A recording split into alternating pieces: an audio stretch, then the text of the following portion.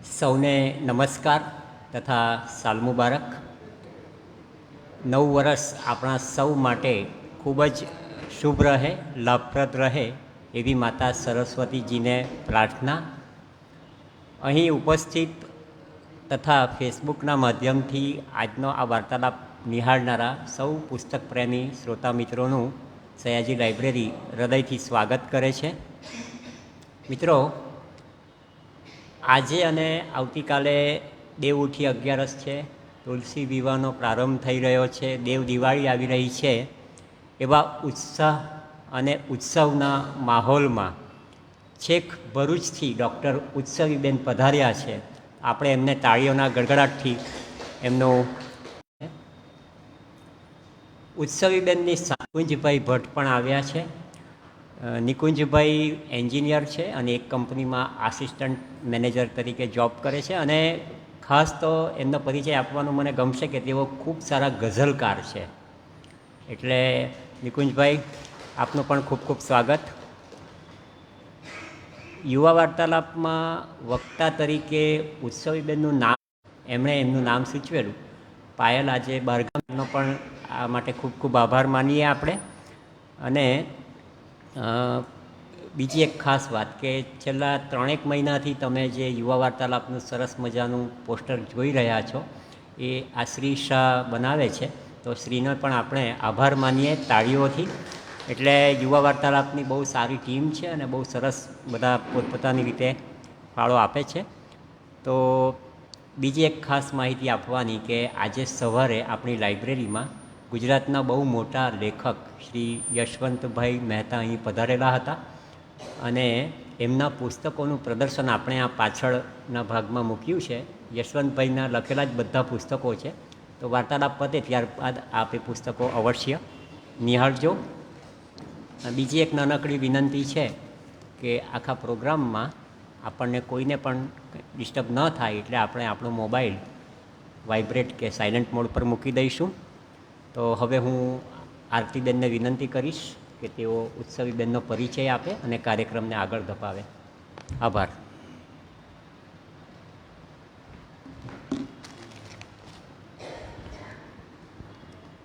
સૌને સાલ મુબારક.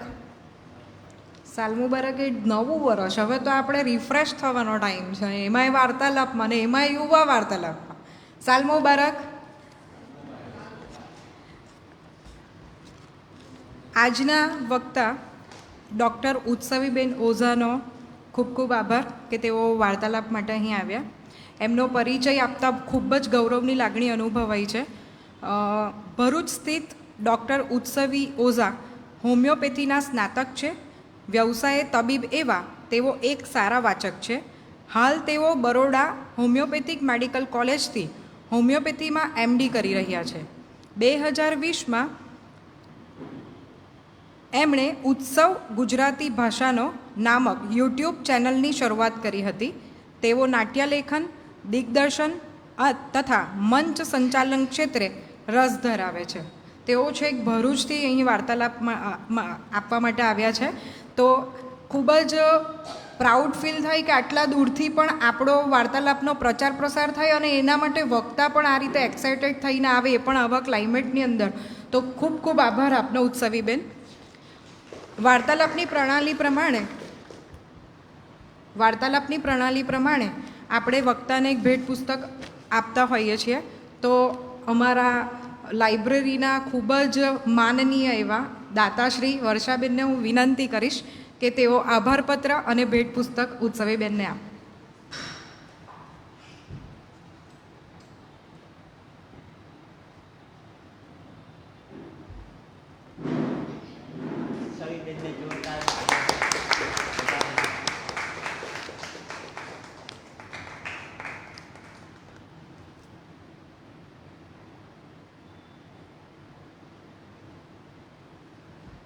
વર્ષાબેનનો ખૂબ ખૂબ આભાર. આપણે યુવા વાર્તાલાપની પ્રણાલીમાં હમણાં એક નવું સ્ટાર્ટ કર્યું છે 2025માં કે વ્યક્તિ વિશેષ વિશે આપણે માહિતી સમીક્ષા કરતા હોઈએ છીએ. ગમતા ન કરીએ ગુલાલ, માહિતી સમીક્ષા. તો આપમાંથી કોઈને ખ્યાલ છે કે નવેમ્બરમાં કઈ વ્યક્તિ વિશેષ, એટલે આપણે નવેમ્બરમાં કેટલી વિશેષ વ્યક્તિઓ વિશે જાણીએ, નવેમ્બરમાં જેમનો જન્મ થયો હોય, જેમની જયંતિ હોય, એવું કોઈને ખ્યાલ ખરી? સીવી રામન છે એક, ડૉક્ટર જગદીશચંદ્ર બોઝ, આપણે આ બધા નામથી ખૂબ જાણકાર છીએ. તો આજે હું ડૉક્ટર જગદીશચંદ્ર બોઝ વિશે આપને માહિતી પૂરી પાડીશ. મહાન વ્યક્તિત્વ, મહાન વૈજ્ઞાનિક અને મહાન સાહિત્યકાર એવા ડૉક્ટર જગદીશચંદ્ર બોઝનો જન્મ 30 નવેમ્બર 1858ના રોજ બંગાળ પ્રેસિડેન્સી, જે હવે બાંગ્લાદેશનો ભાગ છે, ના મૈમનસિંહમાં બ્રહ્મોના બંગાળી કાયસ્થ તમિલ પરિવારમાં થયો હતો. તેમનો પરિવાર મૂળ ઢાકા જિલ્લાના મુન્શીગંજના રરીખાલ ગામનો હતો. તેમના પિતા બ્રહ્મ સમાજના અગ્રણી સભ્ય હતા અને ફરીદપુર અને બર્ધમાન સહિત અનેક સ્થળોએ ડેપ્યુટી મેજિસ્ટ્રેટ અને અસિસ્ટન્ટ કમિશનર ઓફ પોલીસના પદ સાથે સિવિલ સેવક તરીકે કામ કરતા હતા. બોઝના પિતાએ બોઝને તેમના પ્રારંભિક શિક્ષણ માટે બંગાળી ભાષાની શાળામાં મોકલ્યા, કારણ કે તેમના માટે મહત્ત્વપૂર્ણ હતું કે તેમનો પુત્ર અંગ્રેજીમાં અભ્યાસ કરતા પહેલાં તેમની માતૃભાષા અને સંસ્કૃતિમાં અભ્યાસ કરે. 1915માં બિક્રમપુર કોન્ફરન્સમાં બોલતા બોઝે આ પ્રારંભિક શિક્ષણની તેમના પરની અસરનું વર્ણન કર્યું હતું. અહીં એમનો એક સંવાદ છે. તે સમયે બાળકોને અંગ્રેજી શાળાઓમાં મોકલવા એ કુલીન દરજ્જાનું પ્રતીક હતું. મને જે સ્થાનિક શાળામાં મોકલવામાં આવ્યો હતો ત્યાં મારા પિતાના મુસ્લિમ સેવકનો પુત્ર મારી જમણી બાજુ બેઠો હતો અને એક માછીમારનો પુત્ર મારી ડાબી બાજુ બેઠો હતો. તેઓ મારા રમતના સાથી હતા. હું પક્ષીઓ, પ્રાણીઓ અને જળચર પ્રાણીઓની તેમની વાર્તાઓ સાંભળી મંત્રમુગ્ધ થઈ ગયો હતો. કદાચ આ વાર્તાઓએ મારા મનમાં પ્રકૃતિના કાર્યની તપાસ કરવામાં રસ પેદા કર્યો હતો. તેમને રેડિયો તરંગોમાં શરૂઆતના કાર્યનો શ્રેય આપવામાં આવે છે અને તેઓ માઇક્રોવેવ ઉત્પન્ન કરનારા અને શોધનારા સૌ પ્રથમ હતા. તેમણે ક્રેસ્કોગ્રાફની પણ શોધ કરી, જે છોડની વૃદ્ધિ માપવા માટેનું ઉપકરણ છે, અને પ્રસ્તાવ મૂક્યો કે છોડમાં ચેતાતંત્ર હોય છે.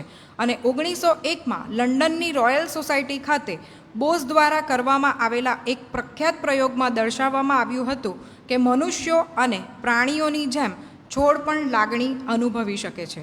બોઝે રશિયામાં પ્રથમ આંતરશાખાકીય સંશોધન કેન્દ્ર બોસ સંસ્થાની સ્થાપના કરી. સેમિકન્ડક્ટર ડિટેક્ટરની શોધ માટે યુએસ પેટન્ટ મેળવનાર તેઓ પ્રથમ એશિયન હતા. Institute of electrical and electronics એન્જિનિયર્સે તેમનો ખાડો એવું નામ આપવામાં આવ્યું છે. પેઢીમાં એકવાર આવનારા વૈજ્ઞાનિક તરીકે વર્ણવવામાં આવેલા બોઝના કાર્યને સાહિત્યિક અને વૈજ્ઞાનિક રત્ન બંને તરીકે જોવામાં આવે છે. તેમના પ્રયોગો વચ્ચે બોઝે બંગાળીમાં વિજ્ઞાન સાહિત્ય લખવા માટે પણ સમય કાઢ્યો. તેમની પ્રખ્યાત વાર્તા પોલાટોક તુફાન વર્ણવે છે કે કેવી રીતે વાળના તેલની બોટલનો ઉપયોગ કરી ચક્રવાતને રોકવામાં આવ્યો હતો. તેમાં સમજાવવામાં આવ્યું હતું કે તેલ પુષ્ટ તણાવને કેવી રીતે બદલી નાખે છે અને પાણીને કેવી રીતે રોકે છે. તેમનું પુસ્તક નિરુદ્દેશર કાહિની પ્રથમ મુખ્ય બંગાળી વિજ્ઞાન સાહિત્ય નવલકથા હતી. આવા મહાન વ્યક્તિએ 23 નવેમ્બર 1937ના રોજ દેહત્યાગ કર્યો. તો આવા મહાન વ્યક્તિ વિશેષને આપણું શ્રી સયાજી વૈભવ પુસ્તકાલય શ્રદ્ધાંજલિ અર્પે છે. એક બીજી માહિતી એ આપવી હતી કે response as a means of physiological rare પુસ્તક છે જગદીશચંદ્ર બોઝનું, જે કોઈ આપણા યુવા વાચકો છે એમને આ હેલ્પ કરી શકે એવું છે. ખૂબ રેર પુસ્તક છે જે આપણા લાઇબ્રેરીમાં ઉપલબ્ધ છે. તમે ઇસ્યુ કરાવી એનો ઉપયોગ કરી શકો.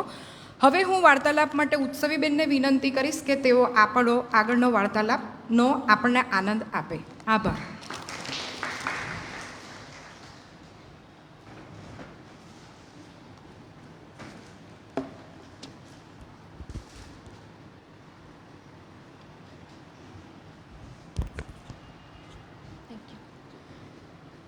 નમસ્કાર. શ્રી સયાજી વૈભવ લાઇબ્રેરીની ચેતનાને સૌપ્રથમ વંદન. ખૂબ આનંદ થયો પહેલાં તો નવસારી આવીને જ તે, અને પછી લાઇબ્રેરીને જોઈને. અમે લોકો જ્યારે નીચે બધા ઓફિસમાં વાત કરતા હતા ત્યારે મેં અને મારા હસબન્ડ બંને અમે લોકો ભાવનગરના છીએ મૂળ વતની, અને અમારી ભાવનગરમાં પણ 100 વર્ષ જૂની લાઇબ્રેરી બાર્ટન લાઇબ્રેરી નામની આવેલી છે. અહીંયા આવીને અમને એવી અનુભૂતિ થઈ કે જાણે અમે અમારા વતનની નજીક પહોંચી ગયા હોઈએ, અને જે વતનથી દૂર રહેતા હોય અથવા તો હમણાં દિવાળી માણીને આવ્યા હોય એની માટે આ અનુભૂતિથી સારી અનુભૂતિ કોઈ હોઈ ન શકે. તમને બધાને જોઈને અને આવા સુંદર આયોજનને જોઈને પણ ખૂબ આનંદ થઈ રહ્યો છે, અને હું આભાર માનું છું લાઇબ્રેરીનો કે મને ગમતું પુસ્તક યુવા વાર્તાલાપ હેઠળ વાત કરવા માટે અવસર આપ્યો. આજે મેં જે નવલકથાની પસંદગી કરી છે અથવા તો જે પુસ્તકની પસંદગી કરી છે એનું નામ છે ઘાચર ગોચર, કે જે મૂળ કન્નડ ભાષામાં લખાઈ છે અને એનો અનુવાદ ઇંગ્લિશમાં શ્રીનાથ પેરુરે કર્યો છે. કન્નડ ભાષામાં એને લખનાર લેખકનું નામ વિવેક શાનબાગ છે. અને આ પુસ્તક ને જ્યારે મેં વાંચ્યું ત્યારે સૌથી પહેલાં જે પ્રાઇમરી વિચાર મારા મનમાં આવ્યો એ એવો હતો કે આજના સમયમાં રિજનલ લેંગ્વેજમાં કેટલું સાહિત્યિક કામ થઈ રહ્યું છે. જ્યારે આપણને બધાને એવી ચિંતા છે ક્યાંક ને ક્યાંક બધા વિચારકોને, લેખકોને કે માતૃભાષામાં બાળકો ભણતા નથી, બાળકોને માતૃભાષા વ્યવસ્થિત વાંચતા કે લખતા આવડતી નથી, તો રિજનલ ઇન્ડિયન લેંગ્વેજીસમાં કેટલું અને ક્યાં સાહિત્યિક કામ થઈ રહ્યું છે. તો કન્નડ, મલયાલમ, તેલુગુ, તમિલ, મરાઠી, બંગાળી અને ગુજરાતી આ 7 એવી મુખ્ય ભાષાઓ કહી શકાય કે જેમાં સાંપ્રત સમયમાં ખૂબ નોંધપાત્ર સાહિત્યિક પ્રદાન લેખકો કરી રહ્યા છે. ગુજરાતી ભાષા પાછલી સદીથી એટલી ગૌરવવંતી રીતે આગળ આવી છે જુદા જુદા સાહિત્યકારો, લેખકો અને કવિઓ થકી, અને બાકી બંગાળી, મરાઠી અને દક્ષિણ ભારતીય ભાષાઓનું સાહિત્ય તો પહેલેથી જ તે સમૃદ્ધ રહ્યું છે. જ્યારે આપણને આવો વિચાર આવે છે કે પ્રાદેશિક ભાષાઓનું સાહિત્ય લોકો સુધી પહોંચશે કે નહીં, આજના અંગ્રેજી વાંચકો જ્યારે ખૂબ વધારે છે ત્યારે, તો એમાં મુખ્યત્વે 2 બાબતો હંમેશા કામ કરતી હોય છે. પહેલું કે કોન્ટેન્ટ, કોઈ પણ વસ્તુનું અથવા તો કોઈ પણ એક કળાનું કોન્ટેન્ટ કેટલું સ્ટ્રોંગ છે એ સૌથી વધારે કામ કરતું હોય છે. અને second A conviction of writer, કે એ વાર્તાને કહેવામાં અથવા તો એ વાતને રજૂ કરવામાં એ લેખક અથવા તો એ વિચારકને કેટલો ભરોસો છે. એ લેખકનો કે વિચારકનો ભરોસો જ તે અંતે ટ્રાન્સલેટ થઈને વાચક સુધી પહોંચતો હોય છે. આપણને ખબર જ છે કે બોલિવૂડમાં હમણાં ઘણા સમયથી કોઈ સારી ફિલ્મ્સ નથી આવતી, તો આપણે બધા south Indian, Korean, Russian films સુધી પહોંચી ગયા છીએ. એને ક્યાંકથી ક્યાંક મેળવીને એના ઇંગ્લિશ સબટાઇટલ્સ સાથે પણ એને જોઈ લઈએ છીએ. ન સમજાતા સ્પેનિશ ગીતો પણ સાંભળી લઈએ છીએ. એકમાત્ર એનું કારણ એ કોન્ટેન્ટ છે, અને એની પાછળનું એ જે કલાકાર છે એનું કન્વિક્શન છે, એને એટલો પોતાની કલામાં ભરોસો છે કે આ વસ્તુ એ વ્યક્તિઓ સુધી પહોંચશે. એટલે જેટલું કોન્ટેન્ટ અને કન્વિક્શન બંને સ્ટ્રોંગ હશે તો એ કાળેક્રમે વસ્તુ ટકી જશે અને હંમેશા આપણી સામે આવશે. અને કોઈ પણ કૃતિમાં રીડરને એન્ગેજ કરવા માટેના 2 મૂળ કન્સેપ્ટ છે. એક સરરિયાલિઝમ. સરરિયાલિઝમ એટલે એકતા કપૂરની સિરિયલ, કે જેમાં ટીવીમાં એક સામાન્ય ગૃહિણી ખૂબ ભારે સાડી પહેરીને, મોટા મોટા ઘરેણાં પહેરીને અને સરસ મજાનો મેકઅપ કરીને સૂઈ પણ જાય, રસોડામાં કામ પણ કરે, કચરા પોતા પણ કરે. અને એક ઇન્ટરવ્યૂમાં જ્યારે એકતા કપૂરને એવું પૂછવામાં આવ્યું કે આવું તો કોઈ ભારતીય ઘરમાં જોવા નથી મળતું, તો તમારી સિરિયલમાં કેમ ગૃહિણી આવી રીતે તૈયાર થઈને સજી ધજીને ઘરમાં રહેતી હોય છે? ત્યારે એકતા કપૂરે ખૂબ સરસ જવાબ આપ્યો કે મારી સિરિયલ્સ એટલે જ ચાલે છે કારણ કે એક ભારતીય ગૃહિણી પોતાને એ રીતે જોવા માંગે છે. આટલી સજ્જ થયેલી કે આટલી તૈયાર થઈને ઘરમાં રહેતી જોવા માંગે છે. એવું માંગે છે કે પ્રસંગોપાત જ એની ભારે સાડી બહાર ન નીકળે, રોજ સરસ તૈયાર થઈને ઘરમાં આંટા મારે. એટલે સરરિયાલિઝમ, કે જ્યાં આપણી ઇમેજિનેશન આપણે એ વસ્તુને રિફ્લેક્ટ કરીને પૂરી કરીએ, સંતોષીએ છીએ આપણી ઇમેજિનેશનને. અને અનધર કન્સેપ્ટ ઇઝ રિયાલિઝમ. રિયાલિઝમ એટલે તારક મહેતા, કે જે વસ્તુ જોઈને આપણને એવું થાય કે નહીં, આવું મારી સાથે થઈ શકે, અથવા તો હા આવું મારી સાથે થયું હતું ત્યારે મેં આવું કર્યું હતું ને જેઠાલાલે આવું કર્યું. That is realism. અને ઘાચર ગોચર જે છે આ પુસ્તક, ઘાચર ગોચર એ રિયાલિઝમના કન્સેપ્ટ પર કામ કરે છે, કે જેમાં પાને પાને એવું થાય કે હા આ મારી સાથે થયેલું છે, અથવા તો આવું તો મારા પરિવારમાં પણ બનતું હોય છે. એટલે ઘાચર ગોચર જે છે એ રિયાલિઝમના કન્સેપ્ટ પર લખાયેલું પુસ્તક છે. આના જે લેખક છે વિવેક શાનબાગ, એ પ્રોફેશનથી એક એન્જિનિયર છે.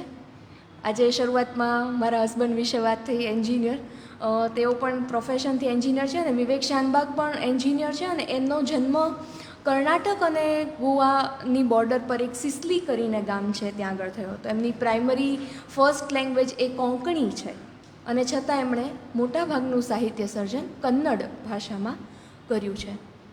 એમણે મુખ્યત્વે short stories, novels, play writing અને મેગેઝિનમાં પણ તેઓ કોલમ્સ પહેલેથી લખતા આવ્યા છે. અને આ ઘાચર ગોચર જે છે એ પહેલી વખત કન્નડ ભાષામાં 2013ના વર્ષમાં પ્રકાશિત થયું હતું. અને એનો અનુવાદ જે છે એ અંગ્રેજીમાં 2015માં શ્રીનાથ પેરુર નામના બેંગ્લોર સ્થિત એક લેખકે કર્યો હતો. જ્યારે મેં આ પુસ્તક પહેલી વખત વાંચ્યું અંગ્રેજીમાં, ત્યારે મને એવો ખ્યાલ નહોતો આવ્યો કે આ બુકની એ ફર્સ્ટ લેંગ્વેજ નથી, અથવા તો આ બુક જે છે એ ઓરિજિનલી કોઈ બીજી લેંગ્વેજમાં લખાયેલી છે. જ્યારે તમે એક અનુવાદિત પુસ્તક વાંચો અને તમને એવું રિયલાઇઝ ન થાય કે આ અનુવાદ વાંચો છો, તો એને એક સારો અનુવાદ કહી શકાય. કેમ કે ઘણી બધી વખત અનુવાદિત પુસ્તકોમાં એનો સાર જે છે એ આવી જતો હોય છે, પણ જે ક્રિસ્પ અને જે નુઆન્સીસ સાથે એ રાઇટરે એ વાત રજૂ કરી હોય છે, એ નુઆન્સીસ અને ક્રિસ્પ ક્યાંક ખોવાઈ જતા હોય છે. એ ડાયલોગ્સ, એ વન લાઇનર, કે જેની માટે આપણે વાંચકો હંમેશા સજાગ રહેતા હોઈએ, કે તરત કંઈક અંડરલાઇન કરી લઈએ, કે એવી આપણી જે એક તાલાવેલી હોય એ અનુવાદમાં ઘણી બધી વખત જળવાતી નથી હોતી. પણ ઘાચર ગોચર મેં જ્યારે માહિતી શોધી ત્યારે one of the greatest translation of regional Indian language two English છે. અનુવાદ જે છે એ આપણો એક ખૂબ સારું એવું માધ્યમ છે કે જે વિવિધ ભાષાના કોન્ટેન્ટને આપણી સુધી પહોંચાડી શકે. અત્યારે ભારતીય ભાષાઓમાં બે રીતે અનુવાદ થઈ રહ્યા છે મુખ્યત્વે. એક કે one regional language to another, ગુજરાતીથી મરાઠીમાં, કે મરાઠી પુસ્તકનું ગુજરાતીમાં. અમારા ભાવનગરના કવિ છે વિનોદ જોશી, કવિશ્રી વિનોદ જોશી, એમનું પુસ્તક છે સૈરંધ્રી, એનો ઘણી બધી ભારતીય ભાષાઓમાં અનુવાદ થયો છે. તો એ પુસ્તક જે છે એ ઘણા બધા લોકો સુધી એમની માતૃભાષામાં પહોંચ્યું છે, રાઈટ. એટલે એક રિજનલ લેંગ્વેજથી બીજી રિજનલ લેંગ્વેજમાં અનુવાદ થતો હોય છે. અને સેકન્ડ જે છે એ રિજનલ લેંગ્વેજ ટુ ઇંગ્લિશ, કે જેની માટે ઘણા બધા પ્રાઇવેટ પબ્લિકેશન હાઉસ પણ મહેનત કરી રહ્યા છે, જેમ કે penguin India, Harper and Collins. આ બધાએ જે મૂળ રામાયણ, મૂળ આપણા વેદો, ઉપનિષદો, આ બધાની ઓરિજિનલ ટેક્સ્ટ અને સાથે સાથેનો અંગ્રેજી અનુવાદ આપણને મળી રહે, અથવા તો આપણે એને ગ્રહણ કરી શકીએ એવી રીતે ઉપલબ્ધ કર્યો છે. એટલે અનુવાદ ક્ષેત્રે આ બે રીતે કામ થઈ રહ્યું છે. હવે આપણે શરૂઆત કરીએ આ પુસ્તકથી. તો આ પુસ્તક જે છે એ મુખ્યત્વે 7 ચેપ્ટર્સમાં લખાયેલું છે, અને માત્ર ને માત્ર 115 પાનાનું આ પુસ્તક છે. એટલે તમે એને એક બેઠકે પૂરું કરી શકો એટલી એ ક્રિસ્પ અને ઝડપથી વંચાઈ જાય એ રીતની નવલકથા છે. અને પહેલા ચેપ્ટરની શરૂઆત થાય છે કે જ્યાં આપણા નાયક જે છે એ કોફી હાઉસમાં બેઠા છે, અને પહેલી લાઈન આવે છે કે Vincent is a waiter at coffee house. એક પારિવારિક નવલકથા છે, અને એમાં સૌથી પહેલાં નાયક ઉલ્લેખ કરે છે એક કોફી હાઉસના વેઇટરનો. Vincent is a waiter of coffee house. It's called just that, coffee house. Coffee હાઉસનું કોઈ પર્ટિક્યુલર નામ નથી, એને જસ્ટ કોફી હાઉસ જ કહેવામાં આવે છે.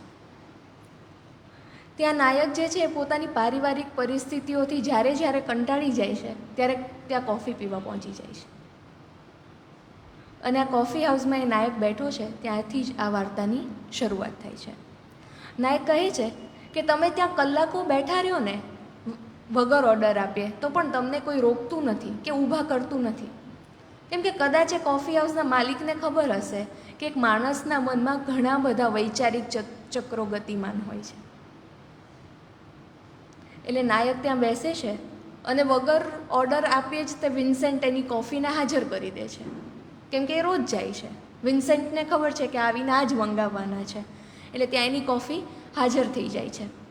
કોફી પીતા પીતા બાજુના ટેબલ પરથી અવાજ આવે છે. અવાજ આવે છે એટલે ઓફકોર્સ હ્યુમન નેચર કે આપણે બાજુમાં તો જોઈ જ લઈએ કે શું થયું. એટલે એ જોવે છે તો એક બેન જે છે ને એમની સામે જે બેસેલા ભાઈ છે એમાં પાણીનો ગ્લાસ ભરીને એમના મોઢા ઉપર ઉછાળે છે અને એમનો કોલર પકડી લે છે. અને ત્યાંથી નાયકને યાદ આવે છે કે હું અને ચિત્રા પણ આ જ ટેબલ પર બેસતા.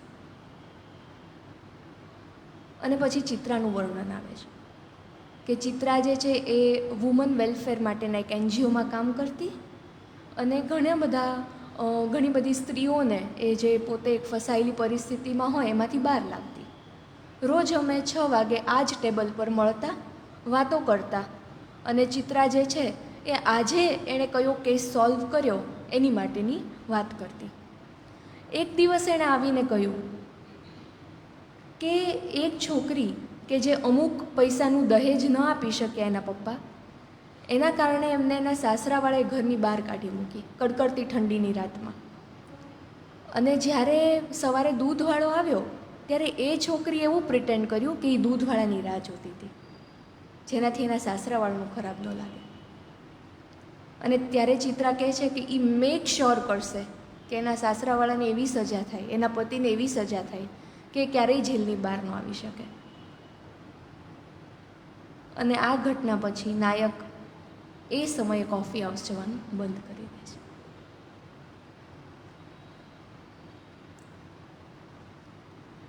આ બધું યાદ કરતો કરતો એ પાછું પ્રેઝન્ટમાં આવે છે અને આ ઝઘડાને જોઈને એને એવું થાય છે કે ચિત્ર એની પછીના દિવસે કોફી હાઉસ તો આવી જશે, તો હું ત્યાં નહોતો તો એને કેવી લાગણી થઈ હશે?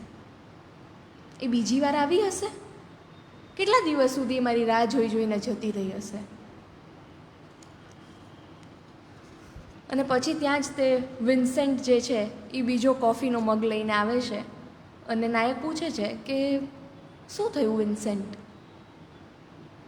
એટલે વિન્સેન્ટ જવાબ આપે છે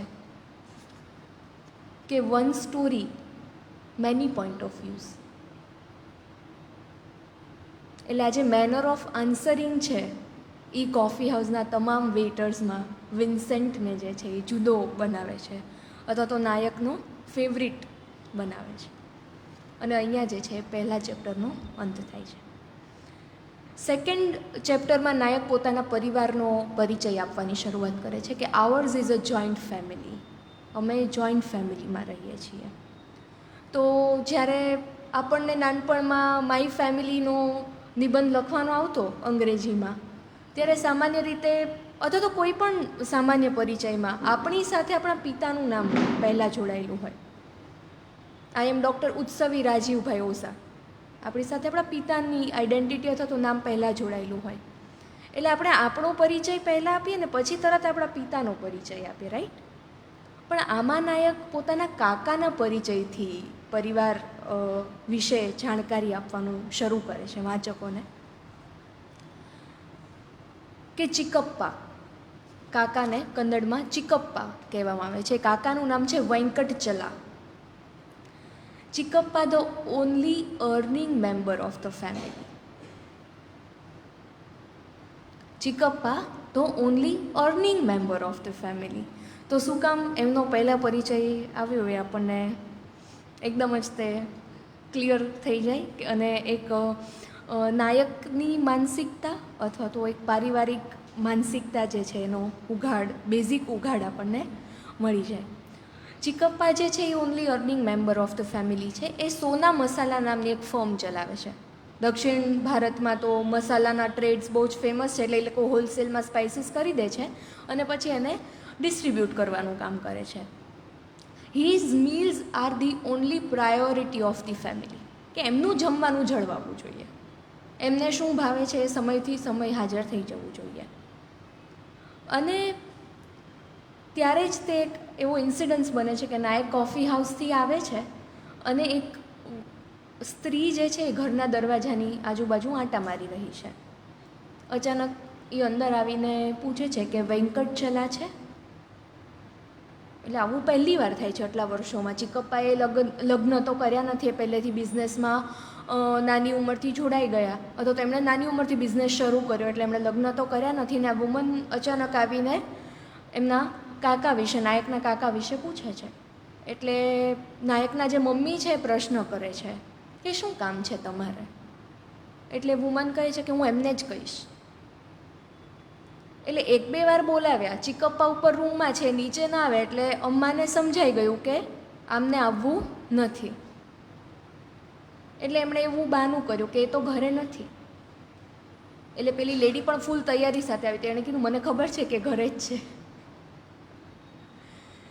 અને રીતસર એ બૂમો પાડવાનું શરૂ કરે છે કે વેંકટ હું આવી છું, વેંકટ હું આવી છું. અને અમ્મા જે છે એટલા પ્રોટેક્ટિવ થઈ જાય છે કે એમને ધક્કા મારીને બહાર કાઢવા લાગે છે.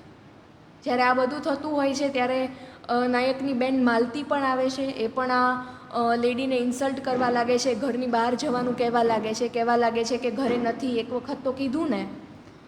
અને ત્યારે પછી એ લેડી જે છે કહે છે કે મારે ખાલી આ મસૂર દાલ એમ કે વેંકટ સુધી પહોંચાડવી છે, એમને બહુ ભાવતી હતી. અને અમ્મા જે છે મસૂર દાળનો ડબ્બો જ તે આખો ઢોળી દે છે. નાયકની વાઈફ જે છે આ બધું ચૂપચાપ જુએ છે અને ખૂબ ગુસ્સે થઈ જાય છે. અને એ લેડી જે છે આ ઇન્સિડન્સ પછી ત્યાંથી રડતી રડતી જતી રહે છે. ફેમિલીનો એવો રૂલ હતો કે જ્યારે કોઈ પણ મુસીબત એક મેમ્બર ઉપર આવે ત્યારે બધાએ હાજર થઈ જવાનું, બધાએ મળીને એનો સામનો કરવાનો. અને અનિતા જે નાયકની વાઈફ છે એણે આ રૂલ તોડ્યો હતો કે પેલી લેડીને બહાર કાઢવામાં ક્યાંય મદદ કરતી નહોતી. અને અહીંયા જે છે સેકન્ડ ચેપ્ટરની પણ પૂર્ણાહુતિ થાય છે. ચિકપ્પાના એક બેઝિક ઇન્ટ્રોડક્શન સાથે, સોના મસાલાની સાથે, અને પછી ત્રીજા ચેપ્ટરમાં નાયક જે છે એ પોતાના ફાધર અપ્પાની વાત કરે છે. અને એમના વર્ણનમાં પહેલી જ લાઈન આવે છે કે Appa is a quiet man, lives in his own world. એ પોતાની જ દુનિયામાં જીવ્યા કરે છે. અને Appa enjoys current prosperity with considerable hesitation. કે એક દેખીતી હિચકિચાહટ સાથે, ઝીઝક સાથે અત્યારની જે એ લોકોની સમૃદ્ધિ છે, પારિવારિક સમૃદ્ધિ, એને નાયકના અપ્પા એન્જોય કરે છે, પણ કન્સિડરેબલ હેઝિટેશન સાથે. અપ્પા જે છે એ પોતાના જમાનામાં સેલ્સમેન હતા, એ કંપની માટે ચા વેચતા. ત્યારે એ લોકો જે છે એ બેંગ્લોરના એક લોઅર મિડલ ક્લાસ કહી શકાય એવા એરિયામાં એક ઘરમાં રહેતા હતા. અને ત્યારે એમણે બંને બાળકોને ભણાવ્યા. અને ચિકપ્પાનું પણ જે આખું ભણતર હતું એ અપ્પાની સેલેરીમાંથી પૂરું થતું હતું. એટલે એ ત્યારે સોલ અર્નિંગ મેમ્બર હતા અપ્પા. અને દિવસ પતે અને જ્યારે અપ્પા ઘરે આવે તો એ હિસાબ કરવા માટે આખું ફેમિલી સાથે બેસી જતું. એ પૈસા ગણવાના, એ કેટલું વેચાણ થયું છે એ પ્રમાણે પૂરો હિસાબ આવ્યો છે કે નહીં એ ગણવાનું. એ ફેમિલી એક કપ ઓફ ટીની સાથે એન્જોય કરતું. અને જ્યારે અપ્પા એમ કે વાર્ષિક કોન્ફરન્સમાં જાય ત્યારે જુદી જુદી બધી ગિફ્ટ્સ આવતી. એટલે ફેમિલીમાં જે મહત્ત્વની વસ્તુ છે, ઘડિયાળ, ગેસ, ચાદર, એ બધું એ અપ્પાની કોન્ફરન્સમાંથી આવ્યું હતું. એટલે એક જે બેઝિક મિડલ ક્લાસ ફેમિલી જે આપણા બધાની વાર્તા હોય આપણને યાદ આવી જાય. ત્યારે એક સુંદર કિસ્સો આવે છે કે એ વખતે અમે છે ને પ્રેશર કુકર લેવાનું ટાળ્યું, કેમ કે એવા ન્યૂઝ આવ્યા હતા કે આ વખતે કોન્ફરન્સમાં પ્રેશર કુકર આપવાના છે. એટલે એકદમ જ રિલેટેબલ, એકદમ જ આપણી જ વાત લાગે એવી નાની નાની ડિટેલ્સ આ બુકમાં આવેલી છે. ત્યારે નાયક પોતાના ઘરનું વર્ણન કરે છે કે અમારું જૂનું ઘર છે ને ટ્રેનના ડબ્બા જેવું હતું, એકદમ સીધું. પહેલાં હોલ આવે, પછી પહેલો રૂમ આવે, બીજો રૂમ આવે ને છેલ્લે રસોડું આવે, અને લાઇટ સીધી સીધી પહેલેથી છેલ્લે સુધી પસાર થઈ શકે. ત્યારે કુકિંગ ગેસ પણ ઘરમાં નહોતો. ત્યારે પ્રાઇમસ ઉપર એમ કે મમ્મી રસોઈ કરતા, એટલે અમે એમને વારે વારે ચા બનાવવાનું ન કહી શકતા. ખાલી દિવાળી ઉપર જ અમે બહાર જમવા જતા. અને જે કપડાં લેવામાં આવતા એની માટે પણ એક બજેટ નક્કી થતું કે આ વખતે આવું પેન્ટ લેવાનું છે ને તો એ 300 રૂપિયાની અંદર આવી જવું જોઈએ. અને એક વખત એવું થાય છે કે જ્યારે પપ્પા રાત્રે પાછા આવે છે ત્યારે હિસાબમાં 800 રૂપિયાનો ફેર આવે છે. આવું તો ક્યારેય બન્યું નથી. એકવાર ગણ્યું, બીજી વાર ગણ્યું, નાયકે ગણ્યું, માલતીએ ગણ્યું, અમ્માએ 2-3 વખત ચા બનાવી, પણ 800 રૂપિયાનો ફેર જે છે એ પકડાતો નથી. બધા અપ્પાને પૂછે છે કે તમે કે બીજે પૈસા નથી મૂક્યા ને, તમે તમારી બેગ જોઈ જુઓ એમ. એ અપ્પા કોન્ફિડન્સથી કહે છે કે નહીં, હું આ જ પર્ટિક્યુલર ખાનામાં જે કલેક્શનના પૈસા હોય એ મૂકું છું, બીજે ક્યાંય મૂકતો નથી. અને બેગ ફંફોસતા પણ એ પૈસા ક્યાંય હાથમાંથી જડતા નથી. અને એ દિવસે પહેલી વખત ચિકપ્પા જે છે એ કોલેજથી આવીને હિસાબમાં ઇન્ટરેસ્ટ લે છે. અને બંને ભાઈઓ જે છે એકવાર, બીજી વાર, ત્રીજી વાર હિસાબો ચેક કરતા જાય છે, પૈસા ગણતા જાય છે. આખી રાત એ પ્રોસેસ ચાલે છે. અને સવારે પકડાય છે કે આ જે 84 લખ્યું છે ને 84, એ 64 છે, કે છગડો આઠડા જેવો વંચાણો. અને હિસાબ મળતા જ તે ફરીથી અમ્મા જે છે એ બધાને ચા પીવડાવે છે. અને એ દિવસે બ્રેકફાસ્ટમાં અક્કી કી રોટી બને છે, કે જે એ લોકોના ફેમિલીમાં ખાલી દિવાળી વખતે જ બનતી. એટલે એ હિસાબ મળી ગયાનો અથવા તો પ્રામાણિકતા પુરવાર થવાની એમની માટે દિવાળી જેવી વાત હતી કે ચલો પપ્પા માટે કોઈ એમની પર એલિગેશન નહીં આવે, કંપનીમાંથી કોઈ કાંઈ એમને નહીં કહી શકે. એટલે એ દિવસે અમ્મા જે છે એ ચા પીવડાવે છે બધાને, અને એની સાથે અક્કી કી રોટી બધાને, કે જે દિવાળી વખતેનો સ્પેશિયલ બ્રેકફાસ્ટ હતો એ ખવડાવે છે. પપ્પા ખુશ છે કે હવે કોન્ફરન્સ થવાની છે અને અમારા સિનિયર મેનેજર આ વખતે આવવાના છે. અને કોન્ફરન્સમાં જઈને જ્યારે પપ્પા રાત્રે પાછા આવે છે ત્યારે કહે છે કે અમુક સેલ્સમેનને એ લોકોએ અર્લી રિટાયરમેન્ટ આપી દીધું. અને એમાંના પપ્પા એક હોય છે. એ બધા એકદમ જાણે પરિવાર ઉપર આભ તૂટી પડ્યું હોય, બધા નોર્મલી બેસી જાય છે. પપ્પા જે ડિનર વખતે ક્યારેય એક શબ્દ નથી બોલતા, એ માહોલને સતત હળવો કરવા માટે કંઈક ને કંઈક આડી અવળી વાત કર્યા કરે છે. અને ચિકપ્પાને આવીને સમજાઈ જાય છે કોઈ પણ વાતચીત વગર કે આ છે કંઈક અલગ વાત છે. અને પપ્પા કહે છે ચિકપ્પાને કે એમાં શું, મારે થોડા વર્ષોમાં રિટાયરમેન્ટ લેવાનું જ હતું, તો એમ માની લો કે અર્લી રિટાયરમેન્ટ છે મારું. અને ત્યારે ચિકપ્પા કહે છે કે તમને જે VRSમાંથી ફંડ મળે અને મને પણ થોડીક લોન મળે એમ છે, તો મારી જે અત્યારની કંપની કે જ્યાં હું નોકરી કરું છું એ હોલસેલમાં સ્પાઇસીસ ખરીદી અને એનું વેચાણ કરે છે. હું તમને મારી કંપનીમાં 50%ની પાર્ટનરશિપ આપીશ. અને એ દિવસે એ હોલમાં સોના મસાલાનો જન્મ થાય છે. અને પારિવારિક મૂડી અને થોડી ઘણી લોન લઈને આ પરિવાર જે છે એ સોના મસાલાની શરૂઆત કરે છે. અને સોના મસાલા એ પરિવારને ખૂબ ફળે છે. પ્રાઇમસમાંથી કુકિંગ ગેસ આવી જાય છે. ધીમે ધીમે ઘરમાં સમૃદ્ધિ આવતી જાય છે. અને પપ્પાની આ સ્ટોરી અને સોના મસાલાના બર્થ સાથે 3rd ચેપ્ટર પૂરું થાય છે. અને 4th ચેપ્ટરમાં નાયક નરેટ કરે છે અમ્માને. ચિકપ્પા, તેન અપ્પા અને હવે અમ્મા. અમ્માનું કેમ 3rd ઇન્ટ્રોડક્શન આવે છે? કેમ કે આ બંને પછીની હાઈએસ્ટ શેર હોલ્ડર છે સોના મસાલાની. જો અપ્પા અને ચિકપ્પાને કાંઈ થઈ ગયું તો સોના મસાલાનો આખો બિઝનેસ અમ્માને મળવાનો છે. અને પછી એનું ફર્ધર ડિવિઝન થવાનું છે. એટલે અમ્મા જે છે એ કુકિંગ ગેસ આવે છે ને ત્યારે ખૂબ રાજી થઈ જાય છે, કેમ કે એની ઘણી બધી મથામણ હવે ઓછી થઈ ગઈ. અને અમ્મા એવું જોક કરે છે કે હવે મને વારે વારે ચા બનાવવાનું જસ્ટ એટલે ન કહેતા, કેમ કે એ ઝડપથી બની જવાની છે. Don't ask me to make tea again and again just because it is easy now. અને અચાનક જ તે ઘરમાં કીડીઓનું સામ્રાજ્ય વધી જાય છે. આ જ્યારે તમે બુકનું કવર જોશો ને ત્યારે તમને આમાં બહુ જ એક ક્લિયર કટલી એન્ડ્સ દેખાશે. અહીંયા ક્યાંક ચા ઢોળાયેલી છે એવું કંઈક ચિત્ર છે અને એની ઉપર કીડીઓનું આક્રમણ છે, રાઈટ. એટલે નાયક વર્ણવે છે કે ઘરમાં 2 પ્રકારની કીડીઓ હતી.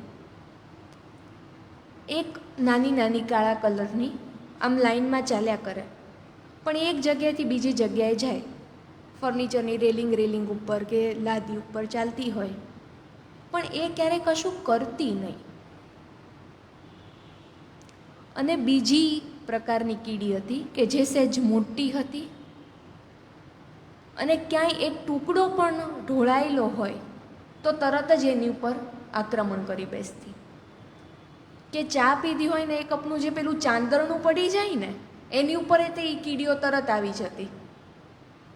અને અમ્મા જે છે એને આ ગમતું નહીં. 1 કે 2 કીડી પણ જમા થઈ જાય તો તરત જ પોતું લઈને મમ્મી શરૂ થઈ જતી. અને એ જે છે એ બંને બાળકોએ પણ જોયું, માલતી અને નાયકે,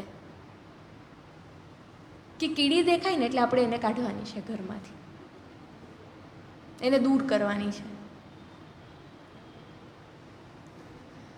ધીમે ધીમે ધીમે સોના મસાલાથી પ્રોસ્પેરિટી આવે છે અને તેઓ બેંગ્લોરના એક ખૂબ સારા એરિયામાં નવું ઘર લે છે,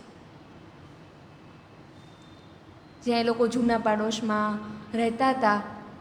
ટ્રેનના કમ્પાર્ટમેન્ટ જેવું ઘર હતું, ત્યાંથી એક સરસ ગાર્ડનવાળું 2 માળનું મકાન, અને એ પણ એક બેંગ્લોરના સારા એરિયામાં આ પરિવાર રહેવા જાય છે.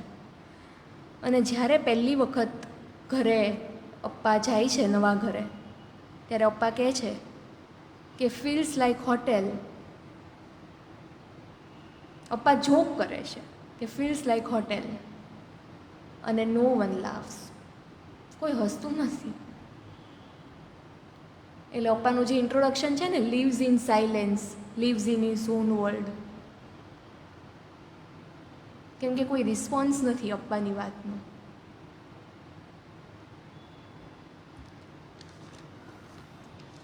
અને હવે 5th ચેપ્ટરમાં માલતી એટલે કે નાયકની બહેનની વાત આવે છે, રાઈટ. બંને ભાઈ બહેન છે પરિવારમાં અને માલતીની વાત આવે છે. Malati personifies chaos in the family. એ બોસ લેડી છે ઘરની. Pile of a gunpowder waiting to go off. બસ એને કંઈક મુદ્દો મળવો જોઈએ એને શરૂ પડી જાય છે. ઘણા બધાને પોતાના ભાઈ બહેન અથવા તો પોતાના પરિવારનું કોઈ એક સભ્ય યાદ આવી જાય કે જે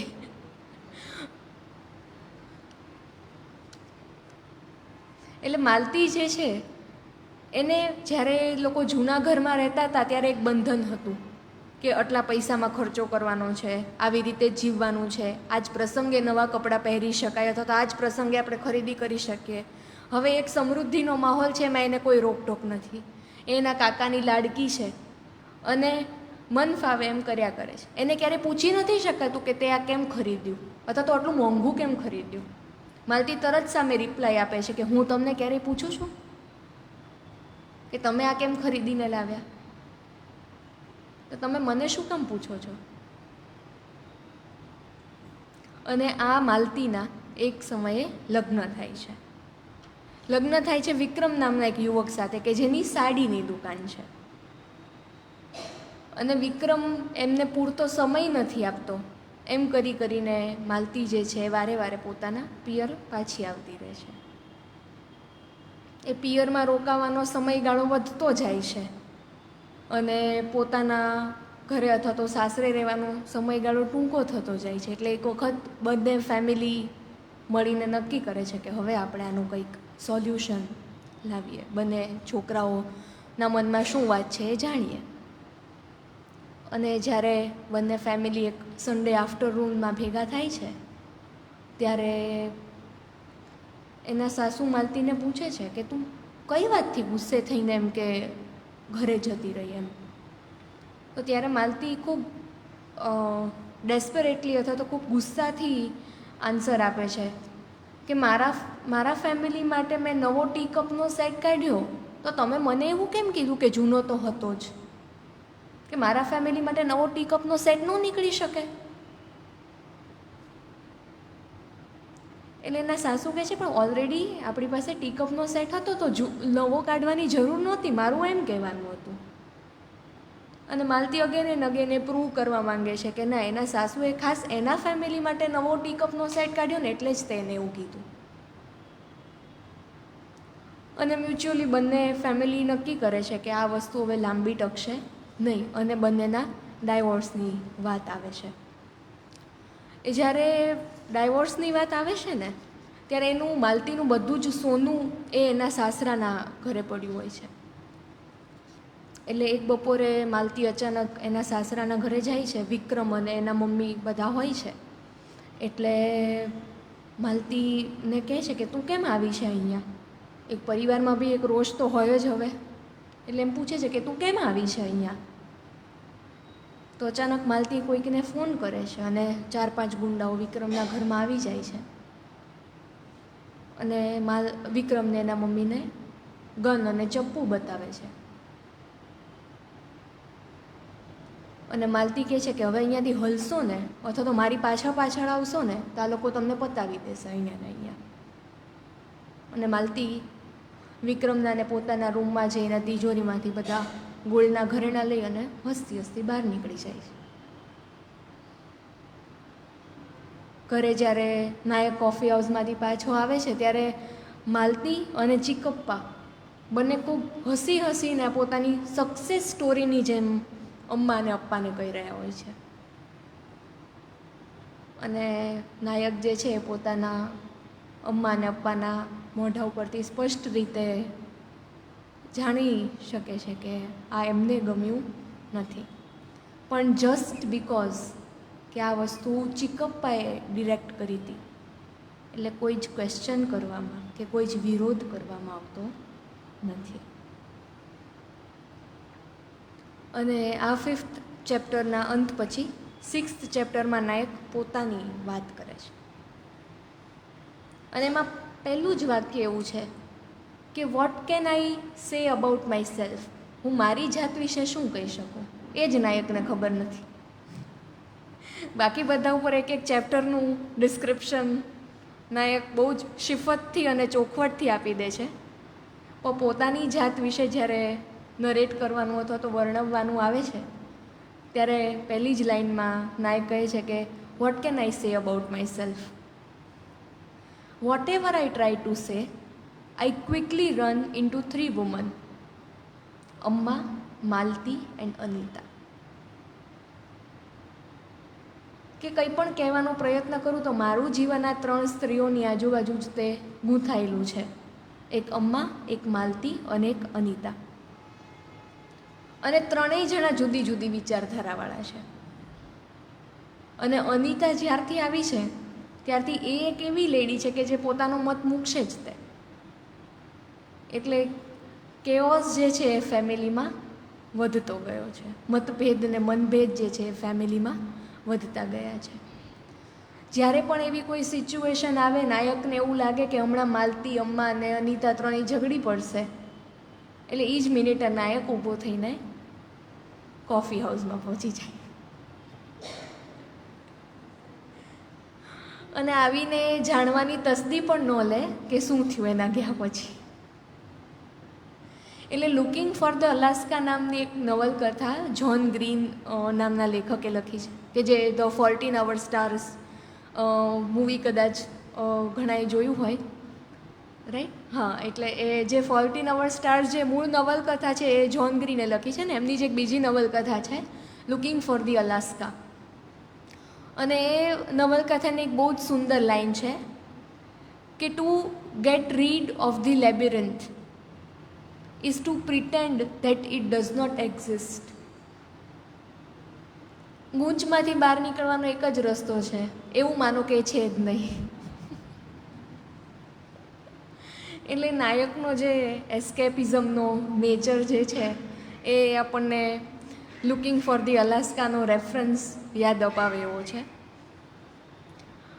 અને નાયક જે છે એ જ્યારે કોલેજમાં હતો અથવા તો સ્કૂલમાં હતો, લોકો જૂના ઘરમાં રહેતા ને ત્યારે વારે વારે એને કેવું કહેવામાં આવતું કે તું પરિવારનો એકમાત્ર દીકરો છે, તારે બહુ સરસ ભણવાનું છે, ત્યારે અમારે બધાનું ધ્યાન રાખવાનું છે. જ્યારે કોલેજ પાસ આઉટ કરતો હતો ત્યારે એને ચિકપ્પા એક વખત બોલાવીને કીધું કે તું ક્યાંય જોબ ન શોધતો, તું સોના મસાલા જોઈન કરજે. ને ઓફકોર્સ ફેમિલી બિઝનેસ છે એટલે નાયકે પણ સોના મસાલા જોઈન કર્યું. 2-3 દિવસમાં એને સમજાઈ ગયું કે જુદી જુદી જગ્યાએ અને જુદા જુદા વાઉચર ઉપર સાઇન કર્યા સિવાય એનું બીજું કોઈ કામ નથી. નાયકને પણ એમાં લીઝર જ લાગે છે. એ પણ ગમે ત્યારે આવી જઈ શકે, ગમે ત્યારે કોફી હાઉસ જઈ શકે, એટલે એ પણ કંઈ વધારે કામ કરવાનું અથવા તો ઇમ્પ્રૂવમેન્ટ કરવાનું પસંદ કરતા નથી. એમ એક બહુ સરસ લાઈન આવે છે કે every year my visiting cards are reprinted and they say I M director of સોના મસાલા. મારા વિઝિટિંગ કાર્ડ એવું કહે છે કે હું સોના મસાલાનો ડિરેક્ટર છું. અને છોકરો એક ઉંમરે પહોંચે એટલે રીતસર જે ખિસ્સા ખર્ચીના અમુક પૈસા નાયકના અકાઉન્ટમાં જમા થઈ જાય છે, એટલે એને ક્યારેય કોઈની પાસે માંગવા પડતા નથી. અને એક સમયે નાયકના લગ્નની વાત આવે છે. જેવા ચિત્રા સાથેના ઇન્સિડન્ટ્સ હતા એ યાદ કરીને નાયક વિચારે છે કે આમ પણ મારી કોઈ રિલેશનશિપ એટલી સક્સેસફુલ રહી નથી, એટલે અરેન્જ મેરેજ કરવામાં કંઈ વાંધા જેવું નથી. અને એટલે જ એમના સંબંધી છે એ હૈદરાબાદથી એક માગું લઈને આવે છે અને એ લોકો એ ફેમિલીને મળવા જાય છે. હૈદરાબાદનું જે ફેમિલી છે એ એના ફાધર, અનિતાના ફાધર જે છે એ પોતે એક પ્રોફેસર છે અને બહુ જ મોરલિસ્ટિક વિચારધારાવાળા છે. એટલે ત્યાં આગળ જ્યારે સંબંધ નક્કી થાય છે ત્યારે અમ્મા એવું કહે છે કે તમે ચિંતા ન કરતા, અમારે ડાવરી નથી જોઈતી. અને ત્યારે અનિતાના ફાધર રિપ્લાય આપે છે કે તમારે ડાવરી જોઈતી હોત ને તો મારી દીકરી ન દેત. એટલે ત્યારથી જ જે છે અનિતા, માલતી અને અમ્મા વચ્ચે ડિફરન્સીસ શરૂ થઈ જાય છે. યુ સી, આ બધી બહુ જ નાની નાની વાત છે, બહુ જ એવું કોઈ મેજર ઇન્સિડન્ટ્સ કે ઘરમાંથી રોજ ઝઘડાના અવાજો આવતા હોય, ઇટ્સ નોટ લાઈક ધેટ.